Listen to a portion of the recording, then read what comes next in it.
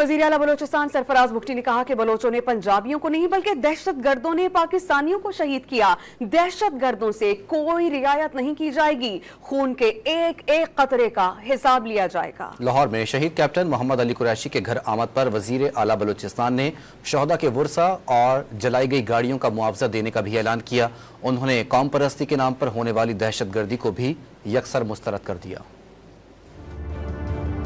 पंजाब के लोगों को ये कहना चाहता हूँ कि किसी बलोच ने किसी पंजाबी को नहीं मारा। दहशतगर्दों ने पाकिस्तानी शहीद किए। दहशतगर्द की ना कोई कौम है, दहशतगर्द का ना कोई मजहब है, ना कोई मसलक है। दहशतगर्द को सिर्फ दहशतगर्द ही ट्रीट किया जाए और बोला और कहा जाए। इन दहशतगर्दों के साथ कोई रियायत नहीं बरती जाएगी और इनको ऐसे ही ट्रीट किया जाएगा कि जैसे टेररिस्ट को ट्रीट किया जाता है, जैसे वायलेंट लोगों को ट्रीट किया जाता है। पाकिस्तानियों का खून बेदर्दी के साथ बहाया गया है। इस खून के एक एक कतरे का हिसाब लिया जाएगा और उनको कानून के मुताबिक सजाएं दिलाई जाएंगी। अब तो शोहदा के वर्सा को यकीन दिलाना चाहते हैं कि हमें इसका पूरा एहसास है कि आपकी जो गाड़ियों का नुकसान हुआ वो नुकसान भी हुकूमत बलूचिस्तान भरेगी और आपके जो प्यारों का नुकसान हुआ ज़ाहिर है उसका कोई नेवल बदल नहीं है, लेकिन उसकी कंपनसेशन जो है वो हुकूमत बलूचिस्तान ज़रूर करेगी। मज़हब के नाम पर जो वायलेंस है सारे मिल के उसको टेररिज्म कहते हैं और ये जो एक वायलेंस है मज़हब वाले वायलेंस का मज़हब से कोई ताल्लुक नहीं है। इसी तरह कौम परस्ती वाले वायलेंस का कौम परस्ती से ताल्लुक नहीं है। उस वायलेंस को भी उसी